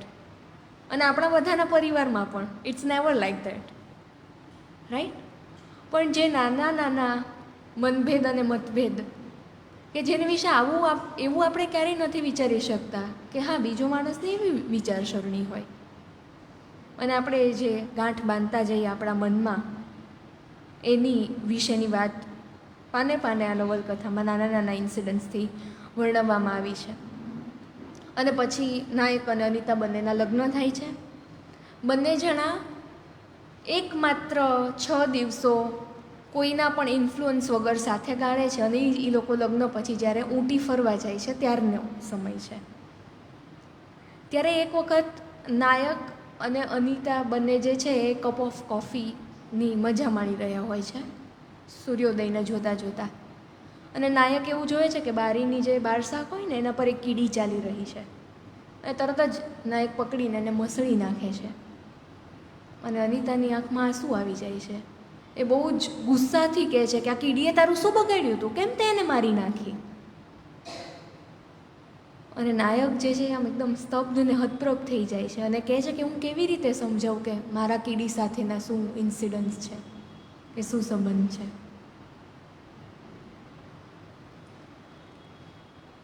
ત્યારે જ્યારે આમ દોરી ઉપર સૂકવેલા કપડાં હોય છે અને અચાનક વરસાદ આવે છે અને એ લોકો ફટાફટ બધું લેવા માંડે છે કપડાઓ, અને ત્યારે અંદરો અંદર બધા કપડાં ગૂંચવાઈ જાય છે, દોરીઓ ગૂંચવાઈ જાય છે. અને અનિતા હસતા હસતા કહે છે કે ઇટ્સ ઓલ ગાચર ગોચર નાવ, ઇટ્સ ઓલ ગાચર ગોચર નાવ. અને ત્યારે પહેલી વખત આ નવલકથાનું જે ટાઇટલ છે એનો ઉલ્લેખ પ્રત્યક્ષ રીતે આ નવલકથામાં એના 6th ચેપ્ટરમાં જ્યારે નાયક અને એની વાઈફની વાત આવે છે ત્યારે થાય છે. એ નાયક માટે પણ આ શબ્દ નવો છે. નાયક પૂછે છે કે વોટ ડીડ યુ સે, તે શું કીધું? તો અનિતાને પણ એમ થઈ જાય છે કે લે, આ તો હું મારા કુટુંબની વાત કરી ગઈ. એટલે અનિતા એક્સપ્લેન કરે છે, આજે પેલું નાયકનો કીડી સાથેનું હતું ને, કે જે પોતાની અંદર ક્યાંક પડેલી વાત હતી, એવું અનિતા માટે આ ગાચર ગોચર હતું અને એ ક્યાંક એનાથી બોલાઈ ગયું. એટલે ઇટ્સ ઓલ ગાચર ગોચર નાવ. એટલે અનિતા એક્સપ્લેન કરે છે કે અમારા ફેમિલીની એક ટર્મ છે કે જ્યારે બધું અંદરો અંદર ગૂંચવાઈ જાય ને ત્યારે અમે એમ કહીએ છીએ કે ગાચર ગોચર થઈ ગયું. એટલે આ જે ઇન્સિડન્સ છે, નાયકનો પોતાનો કીડીવાળો અને અનિતાનો આ ગાજર ગોચરવાળો, એ બંને પણ એક પતિ પત્ની તરીકે પાસે આવતા હોય કે જ્યાં એ લોકો એવું ભૂલી જતા હોય કે અમે કોઈ બીજા વ્યક્તિની હાજરીમાં બિહેવ કરી રહ્યા છીએ અને પોતાને એક વ્યક્તિ તરીકેની સ્વતંત્રતા આપતા હોય. બે વ્યક્તિ જે કહેવાય ને ઓગળતા હોય એકબીજામાં, એવું દેખાડે છે કે આપણે સજાગ નથી કે આ મારી સાથે છે તો આવું હું નહીં કરી શકું, રાઈટ? એ પણ એક દેખાડે છે એ બંને જ્યારે એકલા ફરવા ગયા હોય છે ત્યારે. અને પછી જ્યારે બંને ત્યાંથી પાછા આવે છે ત્યારે 1 દિવસ જાય છે, 2 દિવસ જાય છે. અનિતા 3જે દિવસે ફટાફટ નાયકને જગાડે છે કે તમારે ઓફિસે જવાનું મોડું થાય છે, ચાલો ફટાફટ, 9 વાગી ગયા. એટલે નાયક કહે છે કે ના ના, હજી વાર છે. પછી બીજે દિવસે તો 3 વાગે પાછા આવી જાય છે ઓફિસથી. અનિતાને પાછો પ્રશ્ન થાય છે. ચોથે દિવસે તો 1 વાગે પાછા આવી જાય છે. ત્યારે ઉપર લઈ જઈને અનિતા બારણું બંધ કરીને સ્પષ્ટ પૂછી લે છે કે એક્ઝેક્ટલી મને કહો કે તમે શું કરો છો સોના મસાલામાં. અને ત્યારે નાયક આન્સરલેસ, કાંઈ કહી નથી શકતા અને અનિતાને પોતાને અંધારામાં રહ્યાનો કે પોતાની સાથે ચીટિંગ થયાનો એક અનુભવ થાય છે. નાયકને એવો વિચાર આવે છે કે દરેક પત્નીને એવું હોય કે એનો પતિ એની ફાઇનાન્શિયલ નીડ્સ પૂરી કરે, એની જરૂરિયાતો પૂરી કરે. પણ મારી તો એવી કેવી પત્ની છે કે જેને એવું છે કે હું કાંઈક કરીને જ એની ફાઇનાન્શિયલ નીડ પૂરી કરું, કે મારે કાંઈક કામ કરવું જોઈએ, એવી મને કમ્પલ્ઝનમાં મૂકનારી આ મારી તે કેવી પત્ની છે. અને ત્યારે એક ખૂબ સુંદર લાઈન આવે છે કે અનિતાના જે રિએક્શન હોય છે એ ઘણી બધી વાર મને મારી મનની વાત એને કહેતા રોકે છે. એટલે અહીંયાથી જે પેલું ઊંટીવાળો જે ફેઝ હતો કે જ્યાં બંને એકબીજાની હાજરીનું ભાન રાખ્યા વગર બિહેવ કરતા હજી શીખતા જ થયા હતા, પોતાના ઓરિજિનલ સ્વરૂપમાં આવતા હજી શીખતા જ થયા હતા, અને ત્યાં આ બધા જે ખાંચાઓ કે આ બધી જે ગૂંચ છે એ બે પતિ પત્ની વચ્ચે દાંપત્ય જીવનમાં પડવાની શરૂઆત થાય છે. અને ત્યાં આ 6th ચેપ્ટરનો એન્ડ છે અને હવે 7th અને ફાઇનલ ચેપ્ટર કે જ્યારે આ બધી વાત કર્યા પછી નાયક પાછા પ્રેઝન્ટમાં આવે છે અને અનિતા બધા લંચ માટે ટેબલ પર ગોઠવાઈ ગયા છે. અપ્પા કહે છે કે આજે રોટી સાથે એમ કે આ સબ્જી બનાવી છે, અને અનિતા મોકો જોઈને વાત કરે છે કે હા સાચી વાત છે, રોટલી સાથે મસૂર દાળની કરી સારી લાગત. એટલે સીધા જ અમ્મા અનિતા ઉપર તૂટી પડે છે કે તું શું કહેવા માંગે છે. એટલે અનિતા કહે છે કે એ લેડીએ કોઈ ખોટું કર્યું નહોતું, એ કંઈ બેગર તો હતા નહીં, તો તમે કેવી રીતે એમને કોઈના સન્માનને ઠેસ પહોંચાડીને એમના આવ્યાનું કારણ જાણ્યા વગર જ બહાર કાઢી શકો ઘરની. અને ત્યારે ઘરના ત્રણેય પુરુષોમાંથી કોઈ કાંઈ બોલતું નથી અને અનિતા, અમ્મા અને માલતી એ ત્રણેય વચ્ચે ખૂબ મોટો ઝઘડો થઈ જાય છે. અને અનિતા જે છે એ હૈદરાબાદ જવાનું નક્કી કરે છે. હૈદરાબાદ જવા માટે જ્યારે નાયક એમને સ્ટેશન ઉપર મૂકવા જાય છે અનિતાને, ત્યારે નાયકના મનમાં એવો વિચાર ચાલે છે કે મારે આને સી યુ સૂન કહેવું જોઈએ કે નહીં. કેમ કહેવું જોઈએ કે નહીં એવો વિચાર? કેમ કે અમે વાત કરીએ છીએ કે નહીં મને ખબર નથી, કે અમે બે હસબન્ડ વાઈફ બોલીએ છીએ કે નહીં નાયકના મનમાં સ્પષ્ટ નથી. એટલે એને એવી ગૂંચ છે કે હું આને સી યુ સૂન કહું કે નહીં, ગુડ બાય કહું કે નહીં. અને પછી અનિતા જે છે એ હૈદરાબાદ જવા માટે રવાના થાય છે. જ્યારે નાયક પોતાના ઘરે પાછો આવે છે ત્યારે અમ્મા જે છે એ ટીવી જોઈ રહ્યા હોય છે. તો અમ્મા કહે છે કે સારું થયું કે હું આવી ગયો તો મારે એકલા ચા નહીં પીવી પડે, ચાલ હું આપણી બંને માટે ચા મૂકું. ત્યાં માલતી પણ નીચે આવે છે એટલે અમ્મા કહે કે તો હવે આપણે અપ્પાને ચીકપ્પાને બોલાવી લઈએ અને હું બધા માટે સાથે જ ચા મૂકી દઉં. અને બધા જે છે સાથે ચા પીતા હોય છે ત્યારે ચીકપ્પા એવો મજા કરે છે કે coffee king is enjoying T, એવું અપ્પાને એડ્રેસ કરીને, પોતાના મોટા ભાઈને એડ્રેસ કરીને કહે છે કે આજે કોફી કિંગ તો ચાની મજા માણી રહ્યા છે. પછી તરત પૂછે છે કે ક્વીન એમ એટલે Malti, what did you need four Diwali gift, તારે દિવાળી ગિફ્ટ માટે શું જોઈએ છે? અને ત્યારે તરત માલતી આન્સર કરે છે કે pair of earrings, always ready with the list, કે મારે આ જોઈએ છે, મારે આ જોઈએ છે. એટલે કહે છે કે પેર ઓફ ઇયરિંગ્સ જોઈએ છે મારે. એટલે નાયક વિરોધ કરે છે કે કેમ, હમણાં તો તે નવી ગોલ્ડની ઇયરિંગ લીધી. એટલે ચીકપ્પા કહે છે કે ના, મારી દીકરીને કોઈ કાંઈ કહેવાનું નથી. અને ફરીથી જે છે એ બધા ફેમિલીવાળા પોતાનો જે જૂનો ટાઈમ, જ્યારે તેઓ જૂના ઘરમાં રહેતા ત્યારે એકબીજાને જે હુલામણા નામથી બોલાવતા, જે રીતે એકબીજાની જરૂરિયાતોનું આદાન પ્રદાન કરતા, એવું આ માહોલમાં આ ચાના કપ સાથે ફરીથી રિક્રિએટ થાય છે. વાતમાંથી વાત નીકળે છે અને કંઈક મર્ડરની વાત આવે છે. ચીકપ્પા એવું કહે છે કે સોના મસાલાની ઓફિસની સામે જ તે કાલે એક પતિએ ગુંડાઓ મોકલીને પોતાની પત્નીનું મર્ડર કરાવી નાખ્યું. ત્યાં માલતી પણ પાછા એક સમાચાર લાવે છે કે હા, એમ કે સામેના ઘરમાં છે ને કે કોઈકે પોતાની સાસુને મારી નાખ્યા. એટલે આવા બધા ઇન્સિડન્ટ સાંભળીને અપ્પા કે જે ઘણા વર્ષોથી ઘરની બહાર જ નથી નીકળ્યા, એમને એવું થાય છે કે આ મર્ડર, કોઈને બીવડાવવા, ધમકાવવા, એમાં બહુ કોમન વાત થઈ ગઈ છે આજના જમાનામાં. ત્યારે ચીકપ્પા એક્સપ્લેન કરે છે કે તમને ખ્યાલ નથી કે હું દરેક મહિને સોના મસાલાના એક્સટોર્શન મની તરીકે કેટલા પૈસા ચૂકવું છું, કે જેનાથી આપણી બધાની સલામતી રહે, કે જેનાથી આપણને કોઈ કાંઈ ન કરી જાય. અને રવિ કે જે પેલો ગુંડો હતો જે માલતીના ઘરે જઈને એના ઘરેણા લઈને આવ્યો હતો, કે એવા લોકો સાથે મારી ફ્રેન્ડશિપ જાળવું છું, એટલે કાલે સવારે ઉઠીને આપણને કાંઈ ન થઈ જાય. એટલે અપ્પાને તો ખૂબ આઘાત લાગે છે કે જમાનો એટલો બદલાઈ ગયો છે કે આપણે એક પરિવાર તરીકે આવી પરિસ્થિતિમાં મુકાઈ ગયા કે જ્યાં આપણે બીજાથી સલામતી મેળવવા માટે કોઈકને પૈસા આપવા પડે. તો આવા પૈસા શું કામના, આવી સમૃદ્ધિ શું કામની, એવા બધા વિચારો જે છે એ પપ્પાને આવ્યા કરે છે. અને જ્યારે એ વિચારો માટે વોકલ થાય છે, જ્યારે બધા પારિવારિક સભ્યો વચ્ચે આ વાત મૂકે છે, ત્યારે બધા એમને હસી કાઢે છે કે આ તો હજી પોતાના જ જમાનામાં જીવે છે. એ દિવસ પૂરો થાય છે અને એવા ઘણા બધા દિવસો વીતે છે. એક દિવસ નાયક જ્યારે ફરીથી કોફી હાઉસમાં હોય છે ત્યારે એમને યાદ આવે છે કે આજે તો અનિતાના પાછા આવવાનો દિવસ હતો. તો અનિતા કેમ ન આવી, કેમ એનો ફોન ન આવ્યો?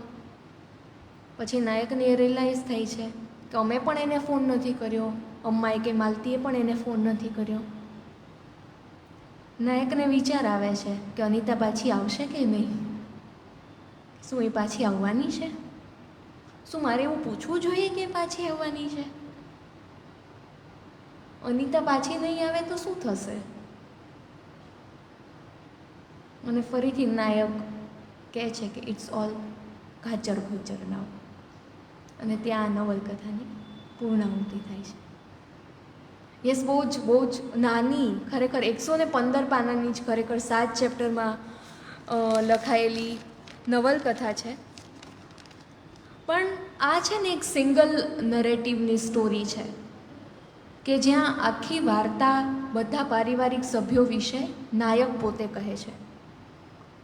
પણ આમાં વિચારવા જેવું એ છે કે બધાના નરેટિવ અલગ અલગ હોઈ શકે. જો આની આ વાર્તા ચિકપ્પા કે તો ઇટ્સ અબાઉટ સર્વાઈવલ. જો આની આ વાર્તા અપ્પા કે તો it's about glory of the old days. જો આની આ વાર્તા અમ્મા કે તો it can be about protection of the family. અને જો આની આ વાર્તા અનિતા કે તો it can be about cheating. એટલે આ સિંગલ નરેટિવ સ્ટોરી આપણને એ વિચારવા માટે મજબૂર કરે છે કે જે વાર્તા કહે છે એનો જ વિચાર મહત્ત્વનો નથી હોતો. તમારે વાર્તાને દરેક ડિરેક્શનથી, દરેક પહેલુંથી સમજવી બહુ જ જરૂરી બની જાય છે. અને યુવા વાર્તાલાપમાં મેં આ પુસ્તક પસંદ કર્યું એના 2 કારણો હતા કે આ વાર્તા આપણને લેસ જજમેન્ટલ થતાં શીખવે છે. તમે લેસ જજમેન્ટલ ત્યારે જ થઈ શકો કે જ્યારે તમે કોઈ એ બીજાના પગરખામાં પગ રાખીને જુઓ અને વિચારો કે આણે આ સમયે કેમ આવું પગલું ભર્યું હશે.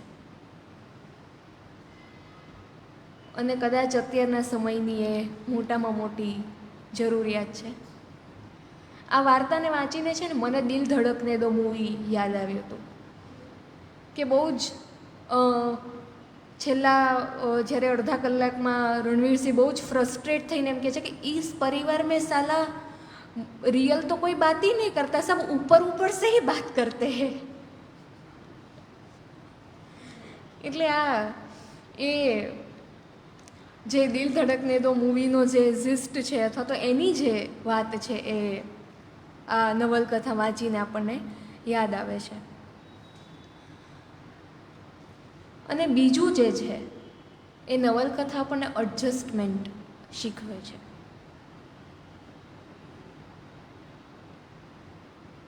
એડજસ્ટમેન્ટ એટલે શીખવે છે કારણ કે ચિકપ્પાએ જે પરિવારની ફાઇનાન્શિયલ કન્ડિશન પ્રમાણે સોના મસાલા ત્યારે શરૂ કરીને એડજસ્ટ કર્યું, અપ્પાએ એ કન્ડિશનમાં સર્વાઈવ કરીને એડજસ્ટ કર્યું, નાયકે પોતાની રીતે, અમ્માએ પોતાની રીતે, અને અનિતાએ એડજસ્ટ ન કર્યું તો એની એબ્સન્સમાં બધા ખુશ છે.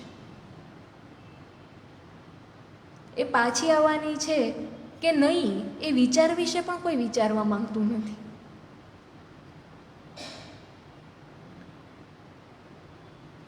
એટલે જ્યારે પણ તમને સૌને સમય મળે અને જો તમને રસ પડે તો ખાસ આ નવલકથા વાંચજો. અને બહુ જ એન્જોયમેન્ટ, ફેમિલી ડ્રામા તો આપણને બધાને ગમે અને બહુ જ ઝડપથી વંચાઈ જાય, આપણને આપણી વાત લાગે એવું આ પુસ્તક ઘાચર ઘોચર. આજે મને શ્રી સયાજી વૈભવ લાઇબ્રેરીએ આ પુસ્તક વિશે વાત કરવા માટેનો અવસર આપ્યો. એ માટે ફરીથી હું એક વખત લાઇબ્રેરીનો, આ પ્રોજેક્ટ કન્વીનર્સનો આભાર માનું છું અને આપ સૌ શ્રોતાઓનો પણ આભાર કે તમે મને શાંતિથી સાંભળી. Thank you.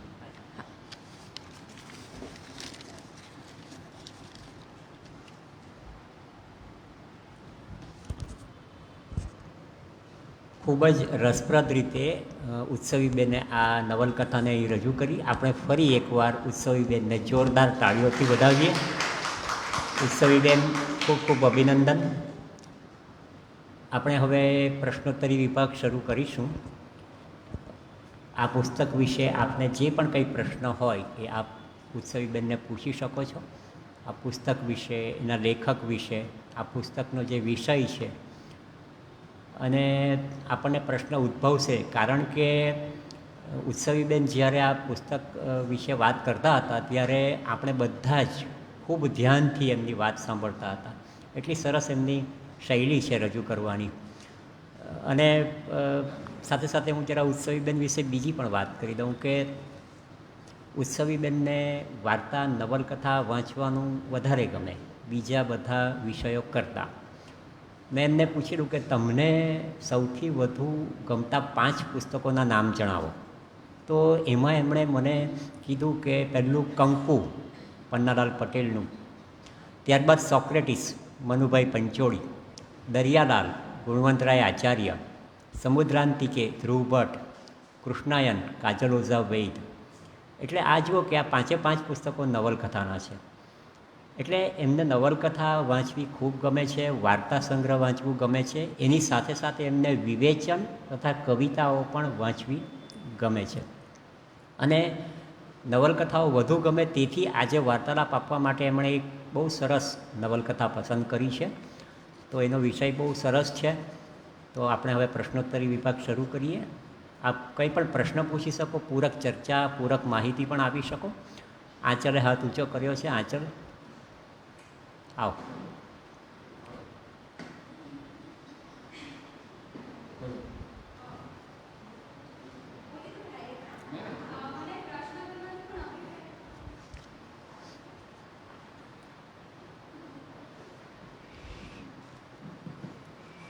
પ્રશ્ન તો નથી, મને પણ અભિપ્રાય આપવાનો છે કે આ જે બુક છે અને જે લેખક છે એમાં જે યુવક કે એમને કોઈ બી પ્રોબ્લેમ થાય છે તો તેઓ કોફી શોપમાં જતા હોય છે. અમને કોઈ બી પ્રોબ્લેમ થાય તો તમે ડાયરેક્ટ લાઇબ્રેરીમાં જ આવી જતા હોય છે. લાઈક કે આ જે ટાઇટલ છે બુકનું એ સમસ્યા અમારા ઘરમાં બી છે, આજે બી હતી કે એક્ઝામ છે, મનમાં વિચારો થાય છે કે પ્રશ્ન કે એક્ઝામ નજીક છે, 7 તારીખે પેપર છે. હવે એક્ઝામની તૈયારી કરી કે લાઈબ્રેરી આવું એ દિમાગમાં પ્રશ્નો હતું કે આવો કે ના જાઓ કે ન જાઓ, જાઓ કે ના જાઓ, એ વિચારતા હું લાઈબ્રેરીમાં આવી ગઈ. વાહ. અને ખૂબ મજા આવી. બહુ સુંદર વાર્તાલાપ હતું તમારું. બુક વાંચવાની જરૂર નથી, એવી રીતે તમે પ્રેઝન્ટેશન કર્યું. Thank you. ઉત્સવીબેન, આપનો વાર્તાલાપ સાંભળીને મને એવું લાગ્યું કે આપણે તો ગુસ્સો આવતો જ નહીં હશે. આપણે તમારે નિકુંજને પૂછવું જોઈએ. ખૂબ જ સરસ. ધારા પ્રવાહ વગેરે ખૂબ જ સરસ. પ્રશ્ન તો કંઈ જ નથી ને પ્રશ્ન હતો તેનો જવાબ તમને આપી દીધો કે પુસ્તક પસંદ કરવાનું કારણ શું. સરસ. બીજું એ કે પહેલા ચેપ્ટરમાં જે ચિત્રાનું પાત્ર હતું, બધા પાત્ર રિપીટ થતા હતા પણ ચિત્રાનું પાત્ર પહેલા ચેપ્ટરમાં જ સમાપ્ત થયું. એટલે અહીંયા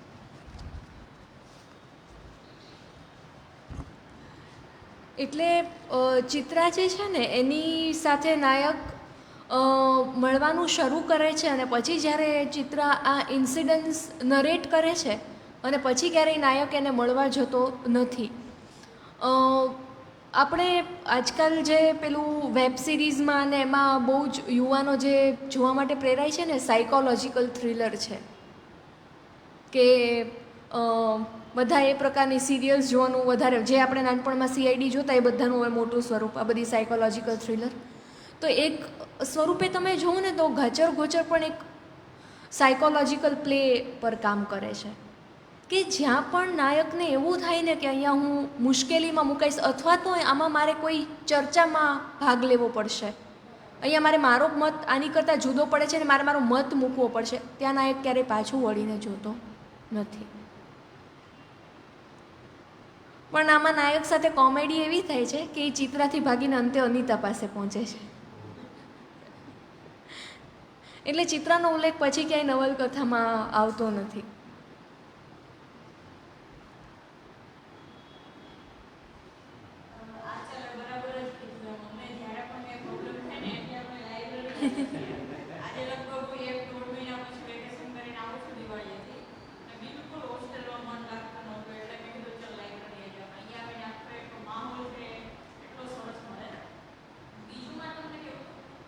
ભાષા શૈલી એક ફ્લો અને તમે ત્યાંથી જે બોલો છો ત્યારે અમે સાંભળી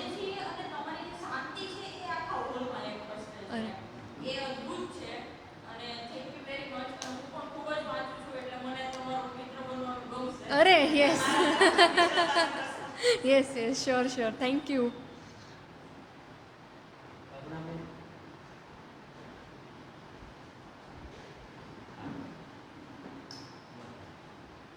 આભાર બેન. તમે ચિકપ્પા હા કાયમ વાત કર્યા. કર્ણાટકની અંદર બે શહેર છે, બેંગ્લોર અને ચિકમંગલુર. હા ચીક એટલે નાનું ઓકે બેઝિકલી. રાઈટ એટલે એમના ફાધર જે કદાચ નાયકના ફાધર છે તે મોટા છે, યસ હા અને એના નાના છે એટલે ચિકપ્પા. ચિકપ્પા કેવું છે આપણા પપ્પા કરતા મોટા હોય ને તેને આપણે મોટા પપ્પા પપ્પા કહીએ. યસ નાના પપ્પા એમ નથી કહેતા, એટલે કાકા જ કહીએ છીએ આપણે. પણ ત્યાં પપ્પા એટલે પપ્પા હા ને નાના એટલે નાના પપ્પા, હા. ચિકપ્પા એટલે નાના પપ્પા. ઓકે ઓકે હા ઓકે થેન્ક યુ આ મારી માટે પણ નવું હતું. એટલે આ હું ચિકમંગલુરમાં મેં પ્રોજેક્ટ કર્યો હતો એટલે ખબર છે. ઓકે તો મેં નામ પૂછ્યું કે ભાઈ ચિકમંગલુર નામ કેવી રીતના પડ્યું? હા ત્યાં આવે ને બધા ચિકમંગલુર નામ કેવી રીતના પડ્યું? એટલે કે અહીંથી 100 કિલોમીટર દૂર છે મંગલુર કરીને વિસ્તાર છે. ઓકે એટલે બેંગ્લોર એટલે ચીક બેંગ્લોર. હા બેંગ્લોર બેંગ્લોર એટલે યસ ચિકમંગલુર આવે. ઓકે એટલે નાનું એટલે કે નાનું. ઓકે એટલે ચિકમંગલુર ફેમસ એટલા માટે છે કે ઇન્દિરા ગાંધી જ્યારે પ્રબંધ થયેલી ને હા, નોર્થમાં હા, હા, જીતવાની, હા, હા. ત્યારે એ ચિકમંગલુરમાં માંથી ચૂંટણી લડ્યા હતા યસ એટલે એમણે સાંસદ સભ્ય જે છે એટલે સાંસદ પણ એને જાળવી રાખેલું ચિકમંગલુરમાં. એટલે એટલા માટે ફેમસ તમારી જે આખી સ્ટોરી છે એની અંદર એક સામાન્ય કુટુંબ, સામાન્યમાંથી એટલે અલગ અલગ વિચારધારાવાળા ફેમિલી મેમ્બર્સ એક સામાન્ય પરિસ્થિતિમાંથી થોડી હાયર કન્ડિશનમાં જાય છે, પછી પણ એમના વિચારોમાં કે ફેર આવતો આવતો નથી. નથી એટલે જે પેલું કે ને કે નાનપણમાં યાદ રાખેલું કે કીડી દેખાય પાણી લાગે. કોઈ દિવસ એવો વિચાર કે કીડી તો મારા કરતા નાની છે, મને કંઈ નુકસાન નથી કરવું, Right. છતાં પણ એને મારી નાખવાની, કારણ કે એની મા એને મારી નાખી. મારી નથી મારતા છે એવો કેસ, એટલે હું તમને મારી વાઈફને કીડી હાથે બિલકુલ નહીં બને. નહીં કીડી દેખાય એટલે એને બોલે કે ને કે માતાજી આ સિમ્બલ. હા યસ રાઈટ રાઈટ મેટાફોર છે એક કે અને પછી છે ને મને થયું કે આમ કેમ આવું કરે છે. તો એકવાર હમણાં છે મારા સાસરે ગયો હતો, મારા નાનકડું જીવવું હતું. તો એ ખાલી આવીને બહાર બેઠું હતું, મારા સાસુ અને મારી વાઈફ બહાર બેઠા હતા. જેવું જીવવું આવ્યું એટલે મારા બાપુએ જવાબ લઈને ઝપેટી પાડી. એટલું ખરાબ હતું કે જવાબ નહીં, આપણને કંઈ નથી કરવાનું, તો એ જતું રહેશે. નહીં નહીં ચાલો જોઈએ. પછી બીજું એકવાર ગવળીનું બચ્ચું નાનું હતું. એને એટલે પછી ખબર પડી કે આ ક્યાંથી આવ્યું છે right. એટલે એક વસ્તુ એ ખબર કે બધા જુદી જુદી વિચારધારાવાળા માણસો અંદર છે એક જ ફેમિલી કે ને પરિસ્થિતિ ચેન્જ થયા પછી બી એમના વિચારોમાં ફેરફાર આવતો નથી આવતો. ને છેલ્લે જે અનિતા જતી રહી છે, because she is an odd man out, આપણે એવું કહી શકીએ. ભાઈ એ આ બધાની સાથે કદાચ નહીં લાગી શકે કે પાછી આવશે નહીં આવશે એનાથી આ લોકોને કંઈ ફરક નથી લાગી. એટલે આ રીતની સ્ટોરી મને જજમેન્ટ Right. લઈ છે. રાઈટ આઈ થિંક મને હું કોઈ કશે ખોટો હું તો મને કહી નહીં નહીં રાઈટ રાઈટ એકદમ થેન્ક યુ વેરી મચ. પૂર્ણાબેનને આપજો.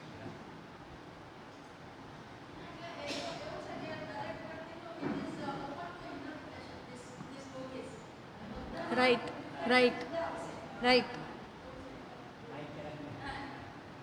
બધાને સંભળાય. રાઈટ જે બી વાંચે ને એ that person can connect to this content and interpret it in their own way. હા ઓન વે રાઈટ એટલે અધ્યાહાર જેને ગુજરાતીમાં કહેવાય ને કે જે તમને એક એન્ડ તરફ નથી લઈ જતો પણ તમારી માટે વિચારોની દિશા ખોલે છે. અધ્યાહાર એ આ બુક તમને આપે છે. એટલે તમારી સ્ટોરીનો જે હીરો છે ને એ એકચ્યુઅલી એક એટલે જે લેખક છે, આપણે લેખકની વાત કરીએ તો લેખક એક આપણને એક એવું કંઈક તમે કહો ને કે એક ક્વોન્ટમ મને એક્સપ્લેન નથી કરી શકતો, પણ એક એવું તમને મૂકી દે છે તમારી સામે કે જેને જે રીતે એને વાંચે એ રીતના એને ફિલિંગ્સ આ આવી શકે, સાચી વાત તો જે પ્રમાણેની વ્યક્તિને જે પ્રમાણેની વ્યક્તિ સાથે ફાવતું હોય તેના પાત્રમાં એને ઇન્ટરેસ્ટ પડે. છે. Right, right. એટલે એક આપણા પેલા સવાલ પૂછ્યો, ચિત્રા તો પછી ગાયબ જ થઈ ગઈ. બરાબર, એટલે તમે પહેલા કીધું કે ચિત્રા કોણ હતી કે ભાઈ સમાજ સેવાના ને એ બધા કામ કરતી હતી NGO. એ કદાચ એમ કહ્યું કે ભાઈ સમાજ સેવિકા હોય તો એને મને વધારે ઇન્ટરેસ્ટ છે એટલે એના વિશે પૂછ્યું. પછી કે કોઈ ટોમ બોય જેવી હોય એટલે માલતી બહુ રાઈટ, આ રીતનું છે બધી હા. Line right. રાઈટ. એટલે હું વાત કરતો તો ભૂલી ગયો. એ આવી ને એટલે વાત કરતો તો ભૂલી ગયો. હા, તમે કીધું કે જે વ્યક્તિ એને વાંચે અથવા તો લખે આ વસ્તુને આખું જે બુક છે એને એ બુકની અંદર જેટલા પાત્રો સંડોવાયેલા છે એ બધા જો એ બુક વિશે લખે એ બુક લખે તો એ કેવી રીતે લખે હા. એ તમે રાઈટ. એવી રીતે આપણે મહાભારતની વાત કરીએ. મહાભારત જે છે ને તે અમે એટલે ધ્રુવ ભટ્ટ જે બે જ પાત્રોથી એને હા. બે પાત્રને અનુરૂપ મહાભારત લખીએ. અને કર્ણ. ના દ્રૌપદી દ્રૌપદી, યસ, અગ્નિકન્યા. હા, રાઈટ, રાઈટ. અગ્નિકન્યા. હા. વિશ્વનું કદાચ પ્રતિશ્રુતિ. એ ભીષ્મ ભીષ્મએ હા, રાઈટ. એ રીતે અમે છે ને એક જો વાર્તાલાપ વૃષાની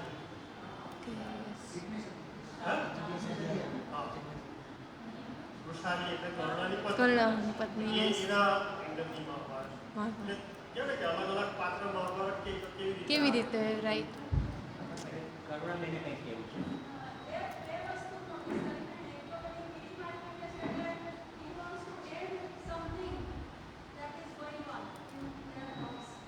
રાઈટ, રાઈટ.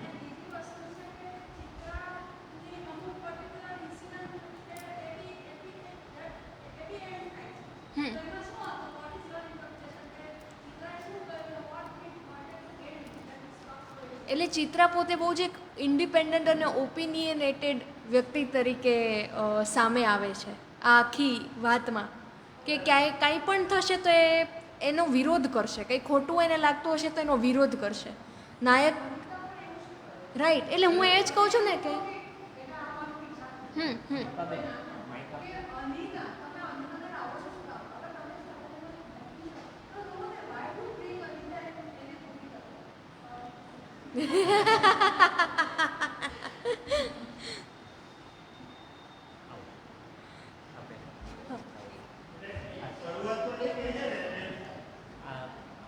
આરતીબેન કંઈક જણાવશે.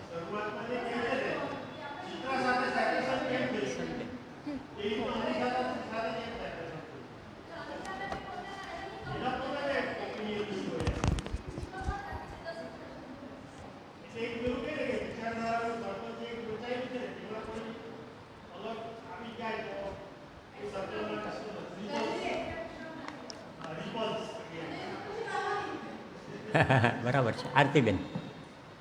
અહીંયા જે પાત્રોની વાત છે એટલે મેં જેટલી નવલકથાઓ વાંચી છે અને જેટલું સાહિત્ય મેં વાંચ્યું છે એના અંદરે મારો એક પરસેપ્શન છે, હવે સાચું ખોટું તો નહીં પણ જેમણે વાંચન કર્યું હોય એ કદાચ સહમત થઈ શકે કે નવલકથા છે ને એ ગતિમાન હોય. કદાચ પહેલા ચેપ્ટરમાં જે પાત્રો હોય ને એ લાસ્ટ સુધી ન જોઈએ એવું મેં જેટલી નવલકથા વાંચી એ ગતિમાન હોય. એક ઘટનાથી એ નથી થતી અને ફિક્સ કેરેક્ટર જે ફિક્શન કેરેક્ટર હોય ને એ કેવું હોય કે એકાંકી, આપણે જેને નાટક કહીએ.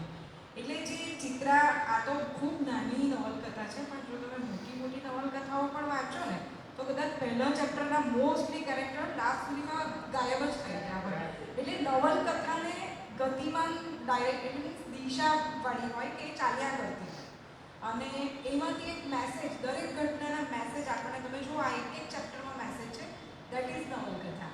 અને નાટક એટલે એકાંકી, એમાં ફિક્સ પાત્ર હોય અને ફિક્સ જ આવીને જે તે ઘટના પર એનું પ્રેઝન્ટ કરવાનું હોય એ કરે.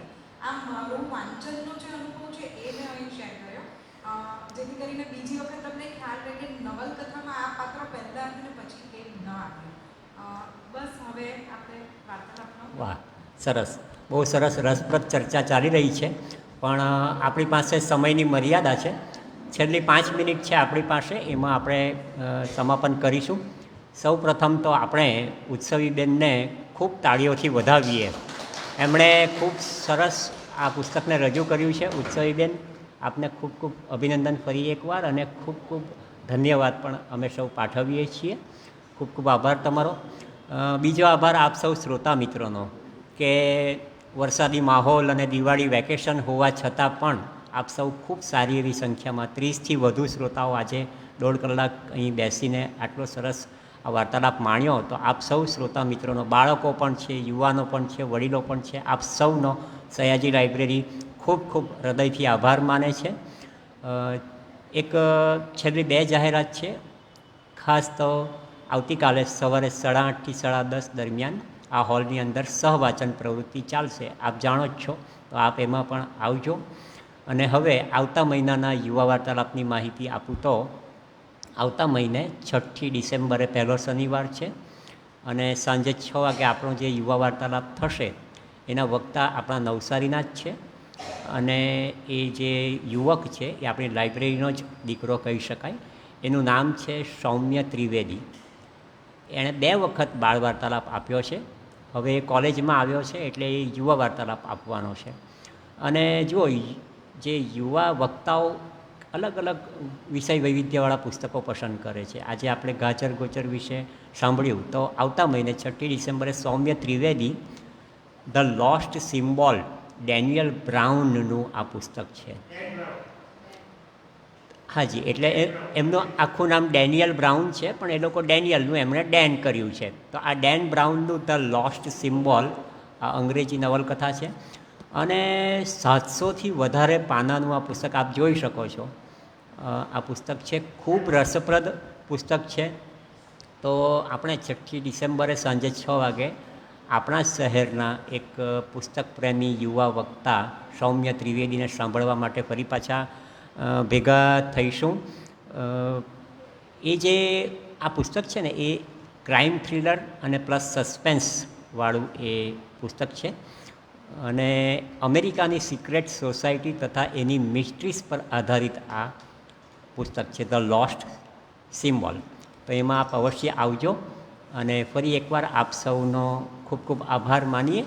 અને આપણી જે સયાજી લાઇબ્રેરીની પ્રણાલિકા છે કે આપણે કાર્યક્રમ સમયસર શરૂ કરીએ છીએ અને સમયસર પૂર્ણ કરીએ છીએ. તો આપણે બરાબર 6:05 કાર્યક્રમ શરૂ કરેલો, અને સામેની ઘડિયાળમાં 7:30 વાગ્યા છે. એટલે આપણે આ વાર્તાલાપને અહીં પૂર્ણ વિરામ આપીએ. મળતા રહીશું. ખૂબ ખૂબ આભાર. Thank you very much.